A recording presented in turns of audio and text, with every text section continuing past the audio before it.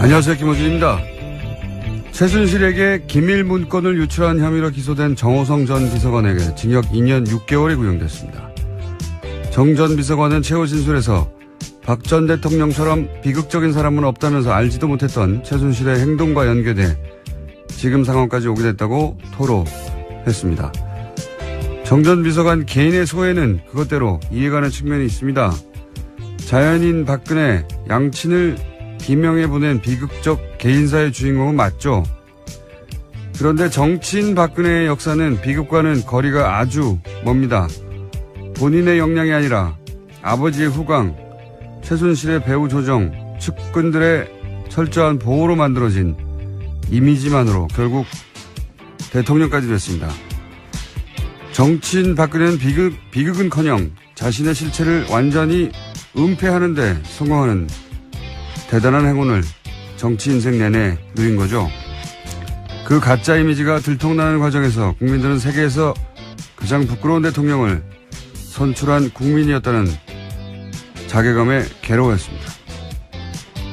그렇게 비극은 정치인 박근혜가 아니라 대한민국 일반 국민이 겪은 겁니다. 자연인 박근혜의 비극적 개인사에 감정이입하고 여전히 가슴 아파하는 분들도 있습니다. 그분들의 감정과 기억은 존중돼야 하죠. 하지만 정치인 박근혜는 다시는 돌아볼 가치도 이유도 없는 자격미달 정치의 상징입니다. 그리고 그 과거 기억에 기생해야 비로소 정치적 생존이 가능한 세력도 여전히 있죠. 남은 비극이라면 그게 비극인 겁니다. 김호준 생각하겠습니다.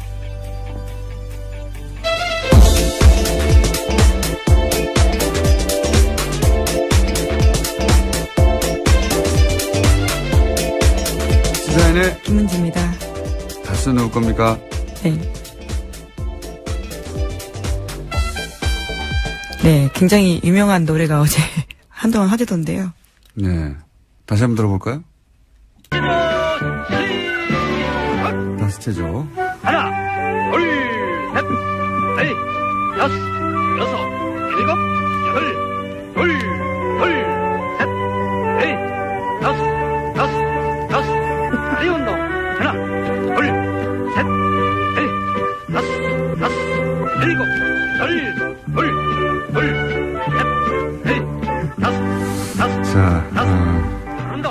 매일 아침 다스 체조를 들으시고 예, 스트레칭을 하시는 것도 좋은 방법일 것 같습니다. 스트레칭을 하신 다음에 네. 카톡이나 게시판에 다스 누울 거냐고 열심히 물어주시고. 자, 첫 번째 뉴스는 뭡니까? 네, 어제 2012년 국정원 댓글 사건에 대한 경찰의 수사 발표, 중간 수사 발표에 대해서 말씀드린 바가 있는데요. 대선 사흘 전 밤중에 이례적으로 경찰이 국정원 댓글 사건에 혐의가 없다라고 밝힌 바 있습니다. 그리고 국정원이 바로 또 똑같은 내용의 논평과 함께 당시 야당에 대해서 국정문란, 네. 국정문란으로 고소고발하겠다고 했었죠. 예, 10분 차이로 그런 일들이 있어서 검찰이 들여다보고 있다라는 건데요. 뿐만 아니라 새누리당에 대해서도 들여다보고 있다라는 기사가 나왔습니다. 박근혜 후보 같은 경우에는요, 당시에 국정원 댓글 공작 의혹에 대해서 증거 없다라면서 토론회 때 반박한 바가 있는데, 그날 박근혜 후보뿐만이 아니라 새누리당 김무성 선대위 총괄본부장도 수사 발표가 나온다라고 알렸었고요. 또 박성대 대변인도 오늘 중으로 수사 결과 나온다 이렇게 알렸었는데, 그와 관련해서 어떻게 정보를 알았냐를 알아본다는 거죠. 뭐 다 짠 거죠. 새누리당 입장에서는 당시 국정원 댓글 공작이 없었다고 해야 하는 상황이었고, 대선 3일 전이었기 때문에. 그래서 사실은 김무성 당시 총괄본부장은 낮부터 그런 얘기를 했어요. 낮부터. 예. 댓글 발견되지 않았다. 새누리당이 국정원에 지시하고 국정원이 경찰에 지시한 언제 발표하자. 언제 발표하느냐? 토론회 끝나고. 근데 그 마지막 토론회 때 박근혜 당시 후보도 알고 있었던 거죠. 예, 수사를. 알고 있을 수밖에 없는 게 그렇게 하라고 지시했으니까요. 예. 그래서 토론회 때는 댓글이 발견되지 않았고 그렇게 국정원 댓글 공작이 사실이 아니면 책임져야 하고. 네, 그런 식으로 계속 몰아붙였습니다. 네. 문재인 후보를요. 그리고 나서 토론회 끝나자마자 경찰이 댓글이 없다고 발표를 하고 국정원도 바로 발표를 하고 다 짜고 판을 짜놓고 했던 거죠. 자신이 원하는 대로 수사 결과를 만들어냈고 토론회는 그걸 토대로 상대 후보를 몰아붙였고 그리고 나서 경찰이 발표하고 국정원은 고소고발한다고 하고 네, 그 당시 통화 내용만 보더라도요. 국정원 그리고 경찰청 서울경찰청 쪽이고요. 또 새누리당 청와대까지 모든 관계자들이 계속해서 통화한 내용도 있다고 합니다. 당시 그러니까 선거를 사실은 국정원뿐만 아니라 모든 기관들을 동원해서 짜고 친 거죠. 뭐. 토론회까지도. 이 이야기는 사실 5년 전 대선 당시에도 나오긴 나왔어요. 어떻게 다 알고 있었냐 미리. 그리고 어떻게 이렇게 토론회 끝나자마자 한밤중에 경찰이 수사 결과를 밤 11시 발표를 하냐, 중간에 그것도. 네, 심지어 일요일 밤이었습니다. 정말 이례적인 일이었는데요. 이례적인 게 아니고, 지금 말도 안 되는, 그냥 이례적이라는 표현도 부족해요. 말도 안 되는 일이 벌어졌고. 왜냐면 선거가 3일 후니까요. 급하니까. 예. 경찰이 급할 게 뭐 있습니까? 발표하고 국정원도 고소고발한다고 하고. 이걸 다 짜고 한 거 아니냐. 아니냐가 아니라 짜고 했겠죠. 그걸 이제야 수사한다는 겁니다. 5년 전에는 그냥 넘어갔고. 자, 다음 뉴스는요? 네, 또 관련된 소식이 있는데요. 검찰 고위 간부가 박근혜 정부 국가정보원에서 댓글 공작을 은폐하는 TF에 포함됐다라는 한국일보 보도도 있습니다. 검찰이 관련 사실을 확인해서 소환 조사하겠다라는 건데요. 장호준 부산지검장입니다. 국정원의 근무 당시에 검찰의 댓글 수사를 방해하는 현안 TF에 포함됐다라고 합니다. 네, 이건 이제 뭐 국정원 수사를 방해한다는 건 이틀 전인가요? 3일 전에 얘기했던, 검찰에서 국정 댓글 수사할 때, 그때 세트로 가짜 사무실 만들어 놓고, 예. 가짜 문서를 잔뜩 만들어서 그 사무실에 집어넣어 놓고, 여기가, 댓글 공작을 한 곳이니까 여기를 압수수색 하라고 했던. 네, 트루먼쇼 같은 장면을 연출했던 곳이죠. 그 사건을, 준비했던 TF에 부산지검장이 포함되어 있었다는 겁니다. 그러면 뭐 수사를 해야죠. 지금 현직이니까요. 예. 자, 댓글 관련해서 계속해서 새로운 뉴스가 나오네요. 다음은요. 네, 또 이명박 정부의 청와대가 사이버 컨트롤 타워를 두고 댓글 공작을 진두지휘했던 정황이 담긴 문건을 경향신문이 오늘 아침에 보도했습니다. 더불어민주당 이철희 의원실에서 입수한 자료인데요. 2008년 유관기관 보고 문건이라는 제목의 내용입니다. 여기를 보면 사이버 컨트롤 타워가 청와대 홍보기획관실과 위기정보 상황팀 두 축으로 편제되어 있는데 특히 국민소통비서관실의 역할에 대해서는 문건에는 국정 관련 인터넷 공간 통제를 위한 컨트롤 타워다라고 쓰여 있습니다. 여기서 중요한 포인트는 두 가지네요. 하나는 홍보기획관실 당시 책임자가 지금 현재 썰전의 박영준 교수 아닙니까? 네, 그렇습니다. 당시 홍보기획관이었습니다. 조만간 얘기가 나오겠네요. 그게 한 가지 있고 또 한 가지는 매일 대통령에 보고됐다. 예, 매일 이명박 전 대통령에게 이런 게 보고됐다고 하는 문서가 나온 거죠. 예. 네, 국민소통비서관실에서 국정원, 경찰, 군을 통해서 인터넷 여론 정보를 수집해서요. 한쪽짜리 일일 여론 동향 보고서를 작성했다고 합니다.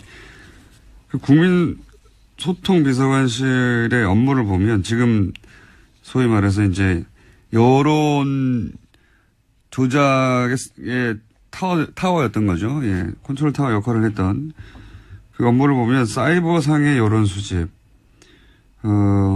다 사이버예요, 이게. 사이버 컨트롤 타워니까. 사이버상의 여론 수집, 사이버상의, 악성 루머 유포자 색출, 인터넷 토론방 등 악성 게시물 대응. 이걸 사이버상에서 하려면요, 모든 게시판을 다 들여다봐야 돼요, 주요한. 그리고 기본적으로 이렇게 유포 색출을 하려면요, 카톡도 봐야 돼요. 어떻게 유포되는지 어떻게 압니까? 예. 기본적으로 당시 게시판과 카톡, SNS가 전 국민적 사찰을 당하고 있었다. 이런 정황의 하나라고 보는데 이것도 수사 대상이 돼야 되겠죠. 네, 문건이 나온 거라서 수사에 들어갈 수밖에 없습니다. 자, 그 당시에 어떻게 여론 조작을 했고 댓글 공작을 했는지에 관련된 뉴스가 끊임없이 나오네요. 새로운 게. 네. 또 있습니까?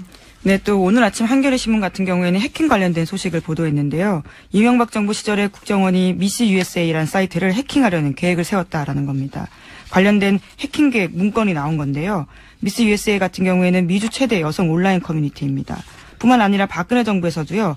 해당 사이트가 2차례 해킹 공격을 받은 적이 있는데 이것도 국정원이 관련돼 있을 가능성을 보고 국가정보원 적폐청산 TF가 조사를 진행하고 있습니다. 여기는 이제 해외 미주뿐만이 아니라 해외 교민들 온라인 커뮤니티 중에서 최대 커뮤니티로 저는 알고 있는데 이게 윤창중 전 청와대 대변인 성추행 관련해서 여기서 먼저 나왔어요. 예, 네. 단독한 곳이죠 여기가요.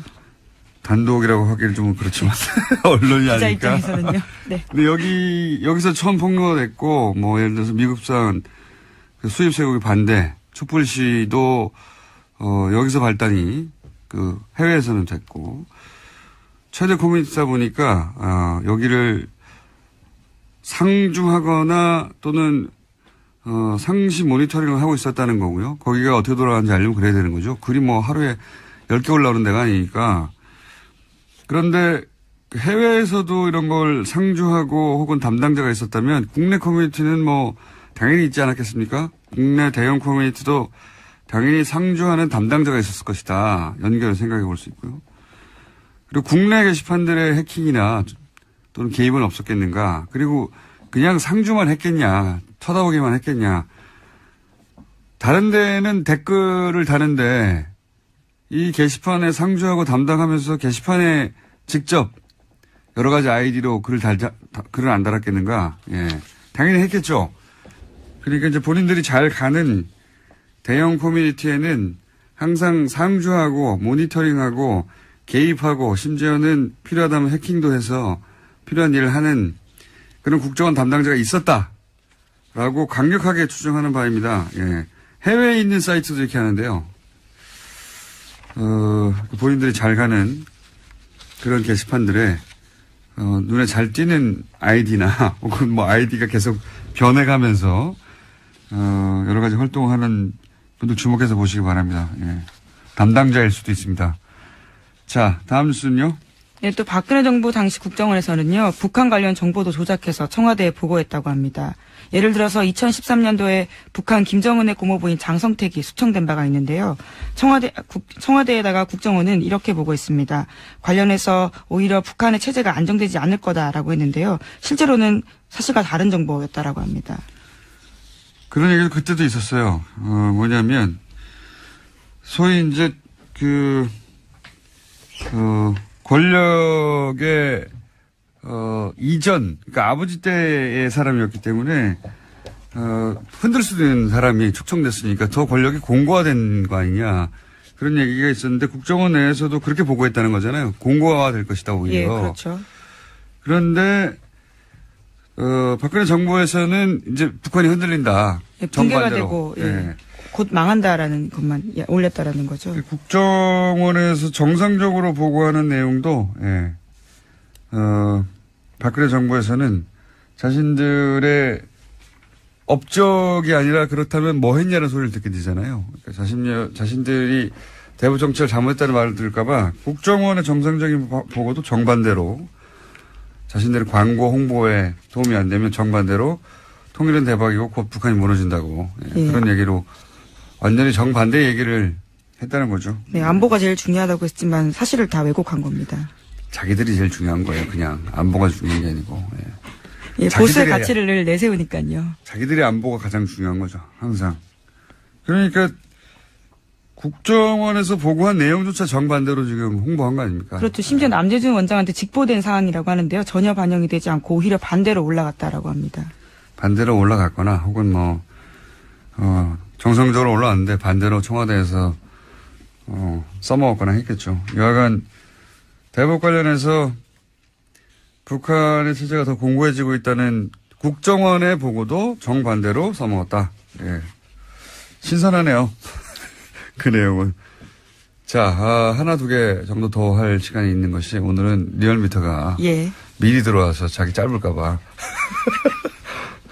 어제 이후로 자꾸 난임이 늘어가고 있네요. 예. 정청래는 예. 갑자기 시간과의 싸움입니다. 전화한다고 하더니 걸어와가지고 그 사이에 걸어왔어 그러더니 자 리얼미터 조용히 난입해서 앉아 있습니다. 예. 다음 뉴스 한두 가지 정도 하죠. 네, 이명박 정부 시절에 자원외교 실패했다라는 평가는 계속해서 받고 있는데요. 또 관련된 뉴스가 나왔습니다. 어제 JTBC가 보도했었는데 이명박 정부 당시에 3,300억 원을 투자했던 북미 지역 가스전 개발이 있습니다. 이와 관련해서 전액을 모조리 날렸다라고 합니다. 그런 거는 뭐 이때까지 흔한 뉴스였는데 예, 자원외교 관련해서는 돈을 벌었다는 뉴스가 신선한 거지 이 날렸다는 얘기는 계속 나오고 있잖아요. 예, 또 날린 내용이 나온 거죠. 예. 근데 이제 여기서 특이한 점은 3천억대가 이제 세 군데 나눠서 투자를 했고 그중에 100억대는 건졌다라는 겁니다. 3천억 투자해서 100억대 정도는 그래도 최소한 건졌다라고 하는 줄 알았더니 100억도 다 날라갔다. 이게 새로 나온 소식이고 그리고 이게 3천억대가 세 개 나눠서 투자했다는 거 아닙니까? 그렇죠. 네. 1,000억대씩. 이게 정말 말이 안 되는 게 3천억이 아니라 이제 30억짜리 아파트라고 칩시다. 어마어마한 사실은 30억짜리면 아파트죠. 국내에서 아마 최고급 수준의 아파트겠죠. 근데 그 집을 세 채를 누군가의 소개를 받거나 해가지고 집을 샀어요. 근데 이 집이 알고 봤더니 빵원이에요. 가치가. 그러면 이게 세 개를 연속으로 다 빵원이에요. 단순히 사기를 당한 걸까요? 아니면 누군가 중간에 같이 공모해서 해먹은 걸까요? 그게 참 연속해서 사기 당하는 게 쉽지 않은데요. 예. 연속해서 이 사기를 당했다는 게 말이 되나요? 그것도 30억도 이해가 안 가는데 3천억을 저는 이거는 누군가 중간에 해먹지 않고서 있을 수 없는 일이다. 그리고 자원외교마다 이런 일이 벌어져요. 모든 자원외교마다. 하나같이. 예. 그래서 그 돈이 몇 조의 단위라는 거 아닙니까? 이건 누군가 사기를 쳐서 당한 게 아니라 투자에 실패한 게 아니라 아파트 30억짜리 3개 연속으로 사는데 빵원 되면 그게 투자에 실패한 겁니까? 뭔가 어딘가에 사기가 있는 거지. 근데 3천억, 30억도 그런데 3천억이 그렇게 그냥 투자 실패라고 넘어간다는 게 말이 되나요? 저는 이건 거대한 사기극이라고 봅니다. 거대한. 이번 청문회에서 밝혀져야 할 텐데요. 오래 지나갔는데. 하나 정도 더 할까요? 리얼미터에서 눈빛이 좀 초롱초롱한데. 네. 하나만 짧게 전해드리면요. 검찰이 무소속 이정현 의원을 최근에 피의자로 불러서 조사했다고 합니다. 이 의원은 박근혜 정부 시절에 홍보수석이었었는데요. 세월호 참사 당시에 KBS 보도에 압력을 행사한 혐의를 받고 있습니다. 그렇죠. 예, 전화해가지고, 예. 2번 전화한 녹취록에 나가버렸죠. 네. 예. 굉장히 리얼한 내용이 담겨 있습니다. 예. 들어보시면요. 그거 말고 딴 걸로 내라 그러든지 뭐 말들이 많죠. 왜 이러냐고 뭐 다그치고. 자, 오늘 여기까지 하겠습니다. 네. 시사인의 김은지였습니다. 감사합니다. 네. 바로 이어서 리얼미터 권순정 조사 분석실장 나오셨습니다. 안녕하십니까. 눈빛 초롱초롱입니다. 오늘은 그 주간조사는 약간 짧게 하고, 네. 현안 조사를 약간 길게 하는 게 어떨까 싶습니다. 네. 그렇게 해보시죠, 뭐. 네. 자, 왜냐하면은 이 정당이나 대통령 지지율이 올랐다고 해봐야 맞습니다. 뭐 1% 근데 떨어졌다고 해봐야 또 1% 내외예요. 그래서 뭐 사실은 변동이 없다고 해야 되는 지지율이에요, 대부분. 예, 세부적으로 보면 변동이 있긴 한데, 네. 전체적으로 보면 변동을 좀 파악하기 좀 힘든 양상이죠. 그래서 매주 나올 필요가 없어요. 들어가겠습니다. 네. 네. 대통령, 지지율은, 보니까 소폭 내렸네, 0.4%. 네, 문 대통령은 67.4%를 기록했습니다. 0.4%포인트 소폭 내렸고요. 4주째 1, 2포인트 미미한 변동폭으로 60% 후반 지지율이 계속 이어지고 있습니다. 잠시 보면은 이제 경향이 보이는데요. 보수층에서 3주 연속 떨어지고 있습니다. 1.7, 2.8, 4.8%포인트. 반면 진보층에서는 3주 연속 올라가고 있어요. 그러니까 이전에도 계속 말씀을 드렸는데 여야 정치 공방이 이제 많아지고 그런 과정들 속에서 진영 간의 양극화가 일어나는 것들이 계속 나타나고 있고요. 이제 보수 정당이 예. 합친다는 얘기도 나오고 하니까요. 네, 예. 그런 영향도 있습니다. 다음으로 정당을 넘어가면 민주당도 역시 내렸습니다. 1.4%포인트 내린 48.7%를 기록했고요. 네. 자유한국당은 아주 약간 올랐습니다. 0.4% 오른 18.5%를 기록했습니다. 완만한 상승세입니다. 국민의당도 완만한 상승세를 이주영석 기록하고 있는데요. 역시 0.4%포인트 오른 6.6%이고요. 바른정당은 조금 폭이 약간 큽니다. 0.9%포인트 내린 4.9%로 정의당과 함께 최하위로 밀려났습니다. 정의당은 지난주와 동률의 4.9%. 이게 사람들 기억도 못합니다. 0.4, 0.5, 0.9. 예, 거의 비슷한 지지율이 4주째 이어지고 있다. 앞으로는 이 정도면 그냥 변동 예. 없다고 해주세요. 예, 오차 범위 이내로 변동 없다. 네. 다만 추세는 이러하다. 완만한 네. 상승세, 완만한 네. 하강세, 혹은 보합세. 사실은 이 정도면 다 보합세라고 봐야 됩니다. 그렇죠. 보합세로 봐야 되고, 예. 다만 눈여겨볼 것은 좀 양 진영이 이제 보다 이제 양극화돼서. 그렇죠. 예, 그 양상이 지속되고 있다. 소위 이제 중도층이 조금씩 줄어들고, 예, 조금씩 진보 보수 쪽으로 겹집하는 양상. 그렇다고 해도 너무 적습니다. 네. 퍼센티지가 아직은 지형이 변했다거나, 네, 유권자 구조가 지금 바뀌고 있다거나 그렇게까지는 아닌 것 같고. 그렇지 않습니다. 네, 네. 그렇지는 않은 것 같고. 네. 약간씩 변동이 있다. 예, 0.1% 전후반으로 예. 그렇게 추세를 보시면 될 것 같습니다. 맞습니다. 자, 네. 좀 길게 해보자는 현안 조사는 뭡니까? 네. 요즘 국감이 열리는데도 불구하고 몇 주 동안 정당 간 통합이 정말 그 언론의 그 핫 이슈가 되고 있습니다. 그래서 예. 정당 간 통합 방안에 대한 국민 여론을 조사를 했는데요. 아, 그러니까 네. 국민과 발언에 찬성하냐 반대냐 혹은 한국과 발언에 찬성하냐 반대냐 이게 아니고 전체 다 맞습니다. 예, 한 문항을 따로 떼어서 보면 일정한 정도의 편향이 나타날 수 있습니다. 그래서 그렇죠. 지금 얘기되고 있는 모든 통합 방안들 그리고 모든 통합 방안을 원치 않는 사람들도 있을 수 있기 때문에 통합을 반대하는 부분들도 다 넣어서 전체적으로 조사를 해봤는데요. 모든 통합 반대, 어떤 통합도, 그러니까 한국 발언, 민주, 국민 발언, 어떤 통합도 원치 않는다, 바람직하지 않다라고 보는, 응답이 38.7%로 가장 많이 나왔습니다. 굉장히 높네요. 예.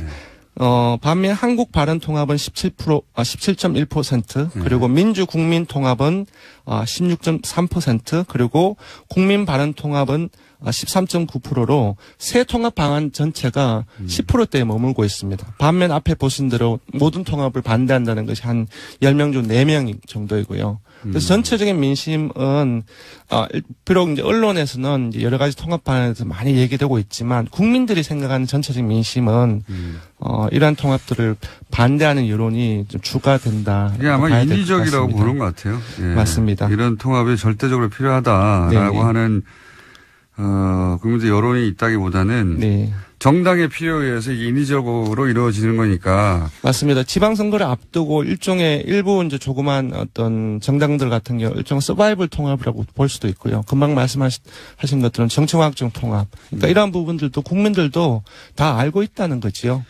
모를 수가 없죠, 뭐. 네. 근데 이제 자신들의 그 이념적 지향에 따라서 조금씩 다 갈리긴 하겠죠. 예. 네. 국민 발언의 통합 같은 경우는 노년층, 보수층에서는 지지가 있겠죠. 예. 그렇습니다.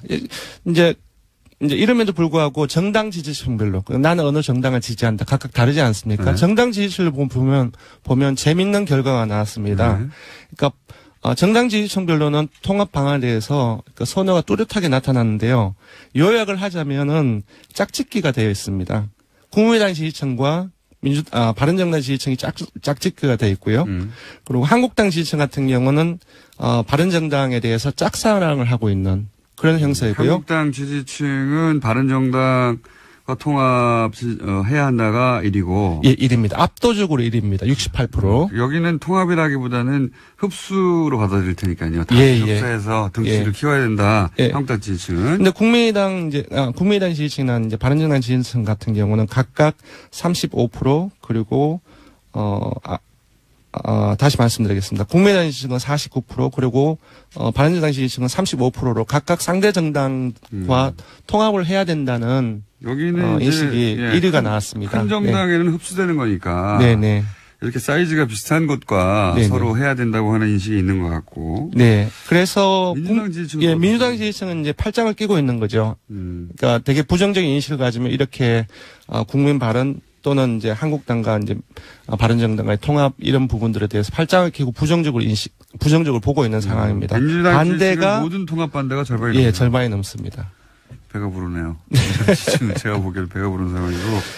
예, 지난주에 연령대별로는 어떻습니까? 연령대별로는 사실상 모든 지역 40대 이하가 이제 그 모든 통합을 반대한 여론이 많았는데요. 40대 이하는 모든 통합에 반대한다가 가장 많고. 예, 호남 그리고 TK, PK를 포함해서 모든 지역에서 어떤 통합도 바라지 않는다가 1위가 나왔는데요. 40대까지는 그렇고. 네. 50대는 어떻습니까? 50대는 민주당과 국민의당의 통합이 1위로 나왔습니다. 50대에서 1위고. 60대는 역시 60대 이상과 그리고 보수층에서는 한국당과 바른정당의 통합이 1위로 나왔습니다. 예. 충분히 예측 가능한 정도의 결과이긴 한데 네. 모든 통합의 반대가 이렇게 높을 줄은 몰랐습니다. 네, 그리고 무당층을 잘 봐야 됩니다. 지난주에 국민의당 정책연구소가 이제 여론조사 결과를 발표를 하면서 통합 시너지를 얘기를 하지 않았습니까? 그러니까 통합 시너지라는 것은 사실상 기존에 지지하고 있는 정당 지지층들을 끌어오기는 조금 힘들다고 봤을 때 무당층에 일단은 타깃이 될 수 있습니다. 여기서 본다고 한다면은 무당층에서도 어떤 통합도 바라지 않는다 가장 많이 나왔어요. 그러니까 통합 논의는 많은데 네. 예. 국민 일반의 여론은 40% 가까이 모든 통합에 반대한다. 네. 40대 이상은 지역 불문하고 다 반대한다. 맞습니다. 예. 50대, 60대는 각각 네. 50대는 민주당과 국민의당. 그리고 네. 60대는 자유한국당과 바른 통합을 예. 통합을 원하는 게 1위다. 네, 그렇습니다. 알겠습니다. 네. 개요는요? 네.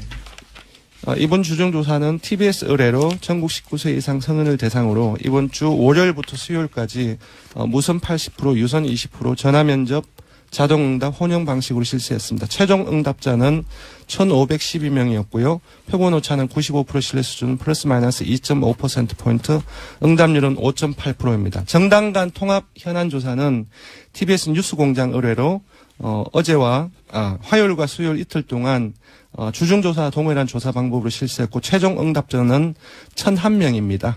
표본 오차는 플러스 마이너스 3.1%포인트입니다. 네, 권순정 도사문적 실장이었습니다. 감사합니다. 고맙습니다.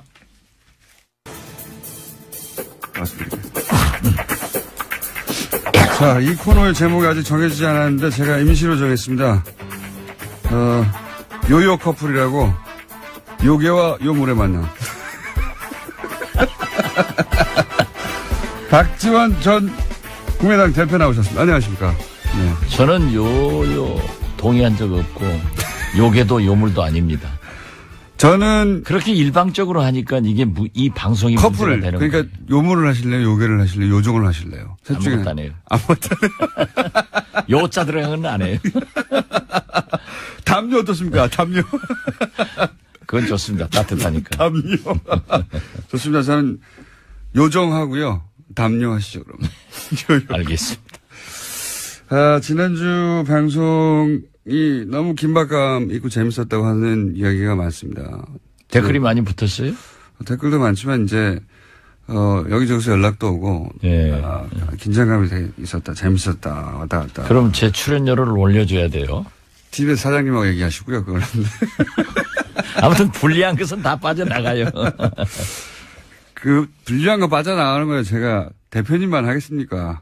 아니요. 저는 진실을 정의를 얘기합니다. 자, 지난주에 우려하고 걱정하시는 상황들, 그렇게 돼서는 안 된다고 하는 것들은 이제 그렇게 돼서는 안 된다고 하는 말씀대로 됐어요. 그렇죠? 통합적으로는 이제 못 가는 거 아닙니까? 당장 그죠? 꺾인 거죠? 그 드라이브는. 아직은 불씨가 있는 것 같아요. 그래요? 왜냐하면 흉이 아니고 예. 안철수 대표는 굉장히 고집이 있어요. 그래가지고 예.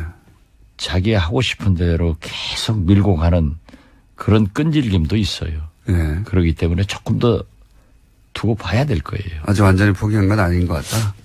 저는 그렇게 봅니다. 지금 잠시 주춤할 뿐이다. 뭐 그런 것으로 봐야 될 것 같아요. 그래요. 그 말을 뒷받침할 저희가 어제 인터뷰가 하나 있었는데 하태경 의원 만났는데 하태경 의원이 여기 저희 고정입니다. 당선되자마자 손학규 전 대표가 찾아왔고 당선되자마자 그리고 안철수 대표의 뜻이라고 하며 사절로 와서 국민의당과의 연대에 대해서 운을 뗐다. 간을 보셨다. 그러니까 당 대표로 선출되자마자 왔다고 하니 안철수 대표는 사실은 대표가 되기 전부터 본인이 대표가 되면 바른정당과의 통합에 대한 그림을 가지고 대표가 됐어야 그래야지 당선되자마자 손학규 전 대표에게 하태경 의원 바른정당에 만나보라고 보내지 않았겠습니까? 사절로. 글쎄요. 처음 들어보셨죠? 손학규 대표가 안철수 대표의 말을 듣고 갔나 안 갔나 그것은 저는 모르겠고. 그거는 하태경 의원이 자기가 손학규 대표에게 들은 말이랍니다. 직접. 예. 안철수 대표 뜻이라며. 예. 안철수 대표가 당대표 나오기 전에 지난번에도 말씀했지만은 바른정당과의 통합 이런 얘기를 했을 때 제가 안 된다. 첫째는 정체성이 다르고 거기는 11월 달에 당이 깨진다. 이런 얘기를 했었죠. 초반부터 하셨고. 저는 했었어요. 근데 제 눈에는 보이는데 안철수 대표 눈에는 안 보이나 봐요. 왜 안 보일까요? 대표님보다 부족합니까? 그렇지는 않고 그분이 훨씬 똑똑하지만은 저는 또 성견지명이 좀 강해요. 성견지명이. 그러니까 지금 말씀하신 대로 통합에 관한 그림은 대표들 이전부터 가지고 있었고 이번에 한번 찬스가 왔다고 생각해 주시는데 주춤했다가 앞으로도 계속 그런 추진을 할 것으로 보이긴 한다. 완전히 포기한 건 아닌 것 같다. 그죠? 저는 그렇게 보여요. 그런 개연성이 높고. 혹시 그런 징후를 읽은 무슨 사건이나 혹은 말이나 혹은 태도나 그런 게 있습니까? 포기하지 않을 것 같아요. 성격상? 네. 그래 왔기 때문에. 네. 또 한 가지 여쭤볼 거는 원외위원장 일괄 살퇴는 바른정당 통합과 무관하다고 지금 해명하고 있잖아요. 그러니까 초반에 그런 얘기 나왔을 때 이거 그리고 곧이어서 바른정당 통합 얘기 나왔을 때 바른정당과 통합하려면 원외 지역위원장들의 자리가 다 차 있으면 통합이 어려움이 있을 테니 이거 그래서 사전 정리 작업으로 비운 거냐 이런 반발이 나왔지 않습니까? 근데 어제는 아니라고 했어요. 이건 어떻게 보세요? 글쎄요. 저는 어떤 연관이 있는가는 모르겠지만 먼저 통합 얘기는 계속 군부를 뗐고 연기도 나왔고 그런데 갑자기 시도위원장과 지역위원장 사퇴 얘기를 들고 나와서 이건 아니다. 이건 정당이 당헌 당규가 있는데 지금 무슨 6.25 사변이 난 것도 아니고 뭐 선거가 있는 것도 아니고 그런데 갑자기 전원 사퇴를 요구하는 것은 바람직하지 않다. 당헌 당규에 의거해서 당무감사를 해가지고 조직공학 특위를 열어서 거기에서 심사해서 정리해 나가는 것이 원칙이다. 이렇게 얘기를 했는데 거기에 대해서 굉장히 수긍을 하더라고요. 그런데 그 다음날 아침에 발표하기로 한 것을 늦춰서 잘 되는구나 했더니 또 정오에 기자회견해서 김태일 위원장이 발표를 하니까 잘 모르겠어요. 아무튼. 잘 모르겠어요. 네, 뭐가 어떻게 돌아가는지. 대표님은 그런 경험이 몇 번 있으시잖아요. 그 전날은 얘기가 잘 됐고, 이제 그러면 나한테 설득됐구나 했는데 그 다음날 그대로 가는 거. 뭐 그런 경우가 많죠. 많지만은, 그거야 제가 상황도 아니고.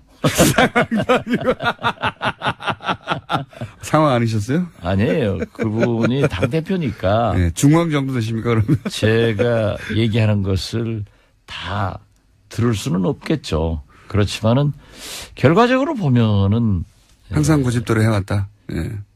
뭐 고집대로가 아니라 자기가 계획한 것을 밀고 나가는 그런 추진력이 또 강해요. 예. 그건 좋은 점인데 그 전날 대표님하고 얘기할 때는 납득이 갖고 설득이 된 것처럼 하다가 그 다음날 정반대로 나가서 열받은 적이 있잖아요. 김명수 대법원장 예. 인준 문제가 대표적인데 저는 설명을 했고 상당히 납득하더니 아침에 바로 전화 와서 자기 원칙대로 하겠다 그런 얘기를 해서. 그러면 그때 그 말은 제가 납득이 안 가고 그렇게 했었어야 되는 거 아닙니까? 저녁에. 밤에는 납득하고 아침에는 뭐 많이 생각을 하셨겠죠. 예, 알겠습니다. 이건 어떻습니까? 이렇게 통합이 본인의 강한 드라이브에 의해서 일주일 전에 걸렸는데 불과 일주일 사이에 이렇게 드라이브가 꺾이면 그 당의 어떤 영향력, 지도력이 크게 훼손되는 거 아닙니까? 안철수 대표에? 글쎄요, 지도력이 순간적으로 훼손되고 안 되고 그것이 문제가 아니라, 저는, 안철수 대표가 아주 슬기롭게 이러한 것을 극복해 나가는 것도 또 다른 리더십이다. 이런 생각을 합니다. 지금 슬기롭게 극복해 가고 있습니까? 그러니까 제가 말씀드린 게 그거예요. 지금은 국정감사에 전념을 하고, 더 소통을 해가지고 당 중의에 따르는 것이 지도자지 자기 고집대로 끌고 간다 하는 생각은 버렸으면 좋겠다 이겁니다. 그래서 어제 의원총회에서도 우선 통합보다는 정책 연대 같은 것을 먼저 해보고 또 그렇게 발전되면은 내년 지방선거에 연합공천도 가능하지 않느냐 이런 것까지 진전되고 있는데 아직은 결정 안 됐거든요. 아무튼 국정감사 끝나고 강한 토론을 통해서 결정하자. 그렇게 해서 중지를 모아가는 것이 오히려 안철수 리더십이다. 저는 그렇게 긍정적 평가를 하고 싶습니다. 뭔가 최근에 뜻대로 되시나 봅니다. 이렇게 마음이 넓어지셔가지고. 아니요. 넓어진 게 아니라 처음부터 저는 넓어요. 그냥 냉정하게 보면 반대파에 밀린 거 아닙니까? 그냥 안철수 대표가. 하고 싶었는데 못한 거 아닙니까? 아니, 당에서 못하겠다고 모든 게 다 그럴 경우가 있죠. 예. 네. 문재인 대통령께서도 신고리 원전 공론화 거기에서 해가지고 하지 말자. 근데 그거는 주잖아요. 그건 맡긴 거고 아예 맡긴 거 이거는 하고 싶은데 아니죠. 밀린 거잖아요. 예. 맡긴 게 아니라 그 공론화위원회에서의 결과를 존중해서 결정은 대통령이 한 거죠. 물론 그렇긴 한데 그렇기 때문에 우리 안철수 대표도 자기가 어떤 일을 좋은 일이라고 하더라도 당이란 게 혼자 하는 게 아니란 말이에요. 그러니까 우선 당 공식 기구도 있고 또 의원총회라는 의원들의 중지를 모아가지고 거기서 결론 내리는 것도 좋은 리더십이지 꼭 그렇게 나쁘게만 하고 안철수 대표 쫓아내려고 하고 안철수하고 박지원하고 싸붙이려고 하니까 김어준 총수가 아웃돼야 된다니까요. 이거 TBS가 이래서는 안 돼요. TBS가 이래서는 안 돼요. TBS는 잘못이었고요. 잘못이 없으면 잘못 있는 사람이 나가야지. 안철수 대표 잘못했다는 말은 지난주에는 대표님이 더 많이 했어요. 저보다. 왜냐하면 그때는 결론을 안 내렸으니까 제가 밀고 가는 거죠. 저도. 이건 아니다. 그러니까요. 했는데 어제 좋은 결론으로 더 소통해서 국정감사 끝난 다음에 나가자. 이렇게 했으면 좋은 리더십인데 그걸 계속 나쁘다고 물고 늘어지니까. 아니 나쁘다는 게 아니라 이렇게 되면 타격을 입지 않겠냐. 본인의 지도력에. 나쁘다는 게 아니고요. 순간적 타격이 있을 망정. 있긴 있는 거죠 지금. 있죠. 그것까지만 궁금했습니다. 있다. 아니요. 그렇게 딱 잘라서 하면 안 된다니까. 그래가지고 나가잖아요. 김동철 원내대표는 왜 그렇습니까 근데. 이분의 궁금한 겁니다. 제가 타박을 하자는 게 아니라 오전과 점심과 저녁에 워딩이 조금씩 다릅니다. 정반대일 때도 있어요. 그렇죠? 뭐 우리 원내대표인데 예. 제가 거기까지 다 지적할 수는 없지만은 그래도 해보셔요 한번. 제가 어제 의원총회에서 그랬어요. 원내대표가 예. 의원들을 독려해서 국정감사를 잘 이끄는 것이 리더십이지 왜 당내 문제로 왔다 갔다 하느냐. 그러니까 국정감사 지금 버리고 있다. 제정신이 아니다. 제정신이 아니다. 아니 김동철 대표 원내대표가 제정신이 아니라 예. 우리가 제정신이 아니다. 끌려다니는 의원들이. 김동철 대표는 그러면 제정신입니까? 아니 그러니까 예. 제대로 하자. 제대로 하자. 원내대표는 지금 현재는 국정감사에 매진할 수 있도록 의원들을 독려하고 격려하고 거기를 해야지 이 불필요한 뭐 위원장 사퇴다 통합이다 이거 가지고 힘 빼지 마라 이런 얘기예요. 알겠습니다. 그렇게 못 알아들어요? 아 진짜 머리 나쁘다 갈 수도 없고. 이제 통합을 거의 물 건너갔고 지금 당장은 그렇죠? 아니요. 물 건너 간 거다고 그렇게 단정적으로 얘기하면은 당장은 그러면 이렇게 할게요. 당장은 예. 그리고 아마 영원히 물 건너 갈 거예요. 그렇지만 지금 딱 물 건너 갔고 이렇게 영원히 물 건너갈 거예요. 우리가 결정할 일을 왜 공장장이 자꾸 결정하냐고. 저는 평가. 공장장은 별로 높은 직이 아니에요. 홍준표 대표 관련해서 성완종 전 회장의 관련 녹취록을 서청원 의원이 내놓을 줄 알았더니 국민의당 이용주 의원이 내놓지는 않았지만 지금 확보하고 있다는 식으로 얘기했지 않습니까? 확보하고 있는 건 맞죠? 그건 잘 모르겠어요. 예. 이용주 의원을 예. 한번 인터뷰 해보세요. 조만간 저희가 할 텐데 예. 국감 끝나고 하신다고 하더라고요. 예, 예. 예. 그런데 제가 할 얘기는 아니고 내용은 아세요 혹시? 법사위에 둘이 국민의당은 이용주 간사 밑에서 예. 제가 의원인데 예. 평의원이고 거기는 간사예요. 예, 예. 그러니까 제가 그분의 지휘 감독을 받고 있는데 그 발언을 하더라고요. 질문을. 녹취록을 어디서 얻었을까요? 모르겠어요. 저는. 아시면서. 아니요. 에이. 저는 알면은 얘기해요. 내용도 아시죠? 그 정도 들었어요. 그 정도요? 예. 그 정도로 하면? 그 얘기하면은 저는 지금도 재판받고 있습니다. 하나 더 하시죠. 지겨워서 못하겠어요. 15년 재판 받으니까. 그런데 그 내용은 예. 제가 얘기할 수 없죠. 아, 내용을 아시긴 아시는구나. 그러면. 조금 들었어요. 조금 들었어요.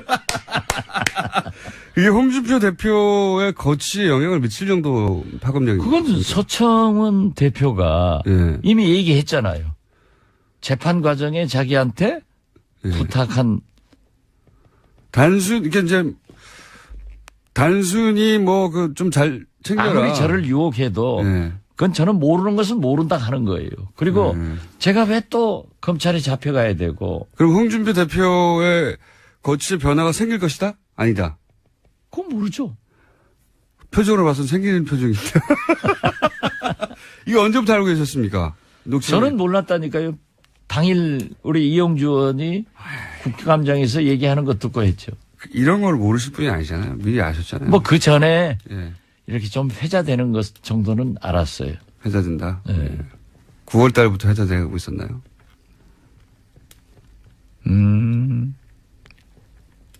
이게 10월, 8월, 7, 8월부터.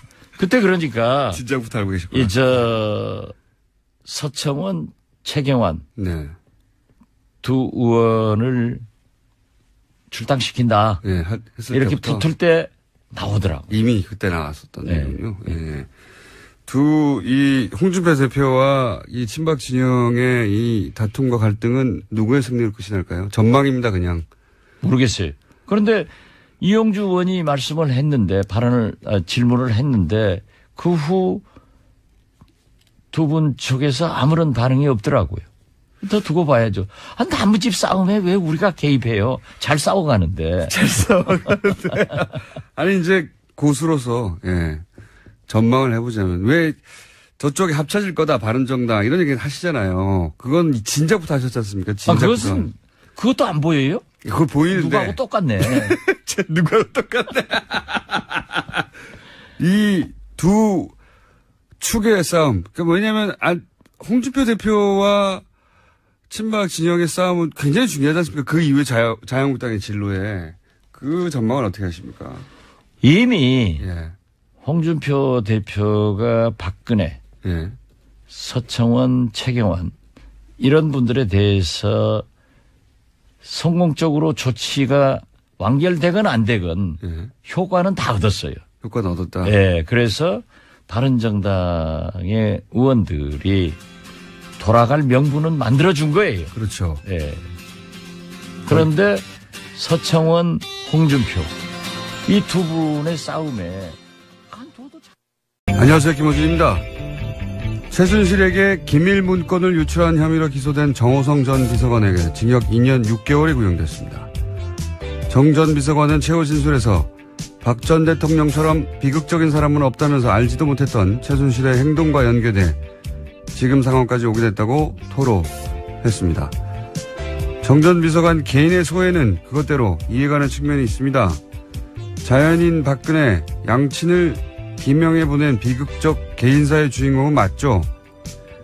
그런데 정치인 박근혜의 역사는 비극과는 거리가 아주 멉니다. 본인의 역량이 아니라 아버지의 후광, 최순실의 배후 조정, 측근들의 철저한 보호로 만들어진 이미지만으로 결국 대통령까지 됐습니다.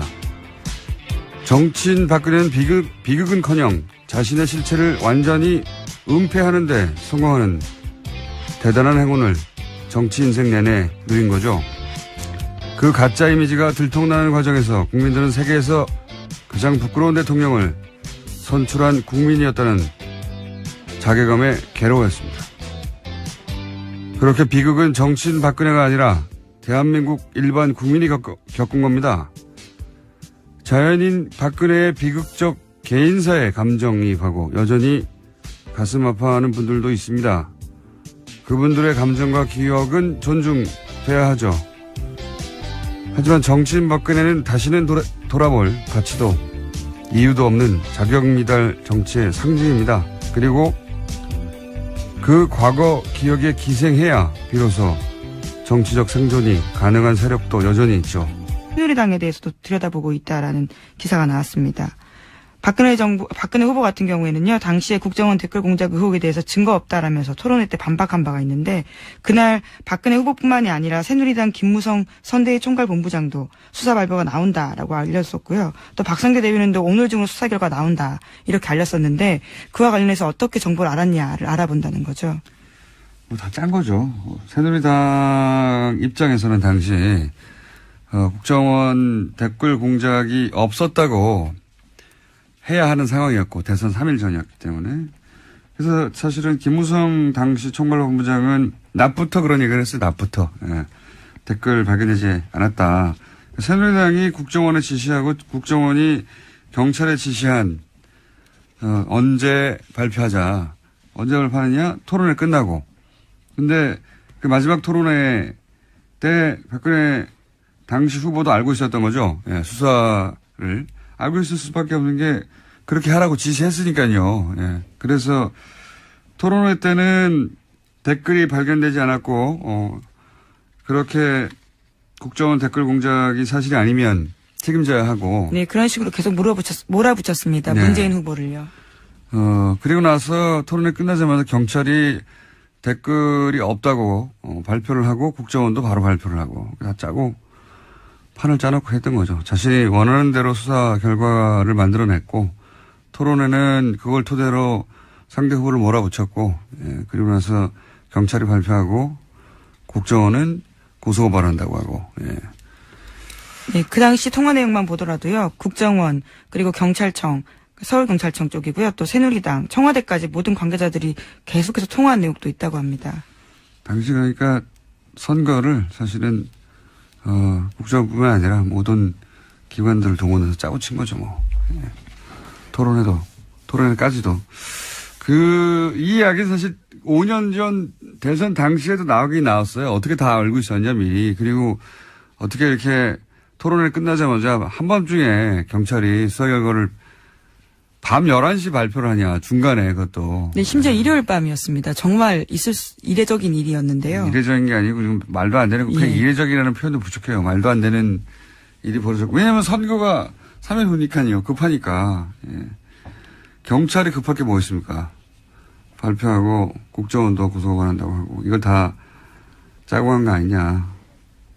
아니냐가 아니라 짜고 했겠죠. 그걸 이제야 수사한다는 겁니다. 5년 전에는 그냥 넘어갔고. 자, 다음 뉴스는요? 네, 또 관련된 소식이 있는데요. 검찰 고위 간부가 박근혜 정부 국가정보원에서 댓글 공작을 은폐하는 TF에 포함됐다라는 한국일보 보도도 있습니다. 검찰이 관련 사실을 확인해서 소환 조사하겠다라는 건데요. 장호준 부산지검장입니다. 국정원에 근무 당시에 검찰의 댓글 수사를 방해하는 현안 TF에 포함됐다라고 합니다. 네. 이건 이제 뭐 국정원 수사를 방해한다는 건 이틀 전인가요? 3일 전에 얘기했던, 검찰에서 국정 댓글 수사할 때, 그때 세트로 가짜 사무실 만들어 놓고, 예. 가짜 문서를 잔뜩 만들어서 그 사무실에 집어넣어 놓고, 여기가, 댓글 공작을 한 곳이니까 여기를 압수수색 하라고 했던. 네, 트루먼쇼 같은 장면을 연출했던 곳이죠. 남은 비극이라면 그게 비극인 겁니다. 김호준 생각하겠습니다.